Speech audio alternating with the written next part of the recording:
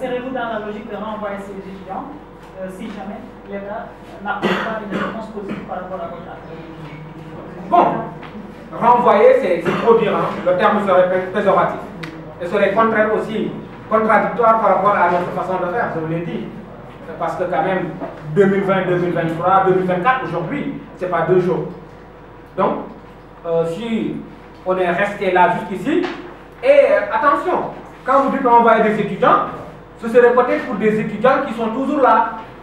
Ces 130 millions concernent principalement aujourd'hui des étudiants qui ont été formés, qui ont leur diplôme et qui aujourd'hui sont dans le monde de l'emploi. Mais malgré tout, on est resté quand même dans notre camp le plus total. Parce qu'on sait carrément que ça ne sert à rien d'être un éducateur et d'avoir un comportement indécent. On a voulu quand même préserver cette dynamique correcte. Et jusqu'ici, c'est ce qu'on a fait. Renvoyer les étudiants, ce serait trop dur. Mais quand les portes sont fermées quand même, les conséquences, tout le monde sait ce que ça donne. Donc, prions le Tout-Puissant quand même, qu'on n'en arrive pas là. Et je l'espère aussi, hein, je reste optimiste, je vous le dis, que le président de la République reste sensible à l'éducation. Et je sais que si ce message lui parvient, dans les brefs délais, il va quand même réagir et il va nous aider véritablement à entrer dans nos fonds et pouvoir dépasser rapidement cette situation. À vous. Là? D'accord. On sous-entend que ce sont les nouveaux étudiants qui ont fait de leur inscription qui vont payer les pots cassés. Non. Personne ne paiera les pots cassés à part nous. S'il y a des pots qui sont cassés, c'est nous qui les payons et nous les payons depuis 2020. Il y a des étudiants qui se sont inscrits. Oui. Vous l'avez mentionné ici. Oui. Vous allez continuer de leur fournir les coûts. Vous allez... et pourtant, je vous l'ai dit, hein, je pense que peut-être on ne s'est pas bien compris, mais dans mon argumentaire dès le début de mon propos, j'ai bien dit que on est en parfaite cohésion et en permanente communication avec le comité des parents d'étudiants. Donc nous, on n'est pas sorti comme ça un bon jour pour dire oui, on va faire une déclaration. On a quand même en amont discuté avec donc, le comité de parents d'étudiants pour leur faire part de notre situation qui aujourd'hui commence à dépasser les bornes. Et cette conférence de presse aussi aujourd'hui fait partie des étapes vers vraiment la résolution et très rapidement.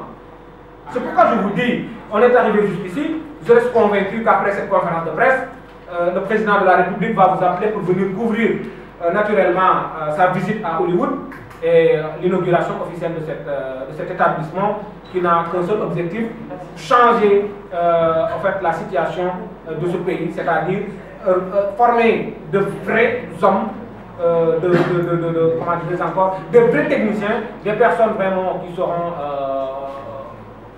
en fait, voilà, très bien outillés d'ailleurs, parce que comme vous le savez, nous on forme des journalistes, mais les journalistes que nous formons, c'est des séries, des journalistes reporters d'images.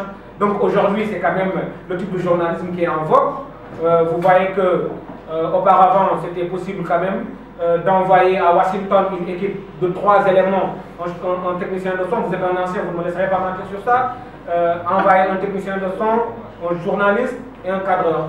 Aujourd'hui, il suffit d'avoir un étudiant de Suntech, l'unique étudiant, il peut vous faire un reportage n'importe où dans le monde. C'est lui qui va à la fois faire son rôle de journaliste, c'est lui qui va filmer, c'est lui qui va monter et qui va vous donner des PAD. Donc, nous, c'est dans cette logique que nous sommes, et nous savons que le président de la République, nous le connaissons. Cette conférence de presse, nous la faisons à contre-cœur. Ce n'était pas ce que nous voulions, mais quand même, plusieurs correspondances et des retours de lettres, comme vous le voyez. Ça, c'est une lettre du ministère donc, de l'enseignement supérieur qui, voilà, répond à nos messages, mais jusqu'à présent, ne réagit pas. Ne réagit pas. Donc, on est toujours dans cette logique de lutte. Et c'est comme ça aussi que ça sera. Et je sais qu'encore une fois, cette étape sera la dernière et le président va bientôt être là.